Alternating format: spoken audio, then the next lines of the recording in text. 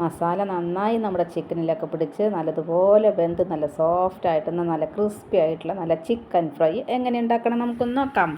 അപ്പോൾ അതിനാവശ്യമുള്ള സാധനങ്ങൾ 1/4 ടീസ്പൂൺ പെരിഞ്ചീരകം, ഒരു കഷ്ണം ഇഞ്ചി, ഒരു 10 അല്ലി വെളുത്തുള്ളി ഞാൻ തോല് കളയാതെ തന്നെ കഴുകി വൃത്തിയാക്കിയിട്ടുണ്ട്. അതുപോലെ ഒരു 8 അല്ലി ചെറിയ ചുവന്നുള്ളി എടുക്കുക.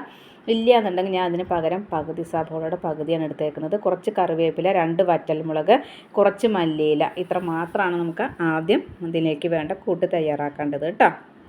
അപ്പോൾ ഇതെല്ലാം കൂട്ടിയിട്ട് നമ്മുടെ മിക്സർ ജാറിലിട്ടിട്ട് നമുക്കൊന്ന് ക്രഷ് ചെയ്തിട്ട് എടുക്കാം. അതിനുശേഷം നമ്മൾ കഴുകി വൃത്തിയാക്കി വെച്ച ചിക്കൻ ഉണ്ടല്ലോ, ആ ചിക്കനിലേക്ക് ഈ കൂട്ടിട്ട് കൊടുക്കുക. ആവശ്യത്തിനുള്ള ഉപ്പും ചേർത്തതിന് ശേഷം നല്ലതുപോലെ ഒന്ന് മിക്സ് ചെയ്തിട്ട് ഒരു 15 മിനിറ്റോളം ഇവിടെ വെക്കുക കേട്ടോ, റെസ്റ്റ് ചെയ്യാനായിട്ട് വെക്കുക. അപ്പോൾ നല്ലതുപോലെ മിക്സ് ചെയ്തിട്ട് 15 മിനിറ്റോളം അവിടെ റെസ്റ്റ് ചെയ്യാനായിട്ട് വെച്ചതിന് ശേഷം നമുക്കിനി ഇതിലേക്ക് വേണ്ട ബാക്കി മസാലകൾ ചേർക്കാം. ഇനി ഇതിലേക്ക് ചേർക്കേണ്ടത് കാശ്മീരി ചില്ലി പൗഡറും അതുപോലെ 1/4 ടീസ്പൂൺ ഗരം മസാലയാണ്. അപ്പോൾ കാശ്മീരി ചില്ലിയും ഗരം മസാലയും ചേർത്തിട്ട് കുറച്ച് കുരുമുളക് പൊടി നമുക്ക് ചേർക്കാം. പക്ഷേ എൻ്റെ വറ്റൽമുളക് നല്ല എരിവുള്ളതായതുകൊണ്ട് ഞാൻ കാശ്മീരി ചില്ലി ചേർത്തിട്ട് പിന്നെ കുരുമുളക് പൊടി ചേർക്കണില്ല കേട്ടോ. ഇനി ഒരു 3 സ്പൂൺ കോൺഫ്ലവർ ചേർക്കാം. അതുപോലെ ഒരു മുട്ടയും നമുക്കതിലേക്ക് പൊട്ടിച്ചൊഴിച്ചതിന് ശേഷം കുറച്ച് നല്ലപോലെ മിക്സ് ചെയ്തിട്ട് കുറച്ച് കറിവേപ്പിലയും കൂടി ഇട്ട് കൊടുത്ത് വീണ്ടും നന്നായി മിക്സ് ചെയ്തിട്ട് 1 മണിക്കൂർ റെസ്റ്റ് ചെയ്യാനായിട്ട് വെക്കാം.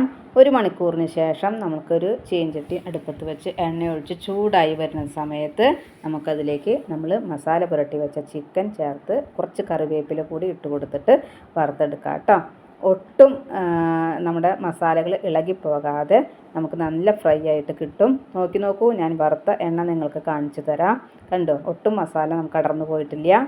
നല്ല വറക്കുമ്പോൾ തന്നെ നല്ലൊരു മണമാണ് ഇതിന്. അപ്പോൾ ഇതുപോലെ ചിക്കൻ ഫ്രൈ ചെയ്യാത്തവരാണെന്നുണ്ടെങ്കിൽ നിങ്ങളൊന്ന് ചെയ്ത് നോക്കൂ, നിങ്ങൾക്ക് ഇഷ്ടപ്പെടും തീർച്ച. വളരെ എളുപ്പത്തിൽ പെട്ടെന്ന് നമുക്ക് തയ്യാറാക്കിയെടുക്കാനും പറ്റും കേട്ടോ.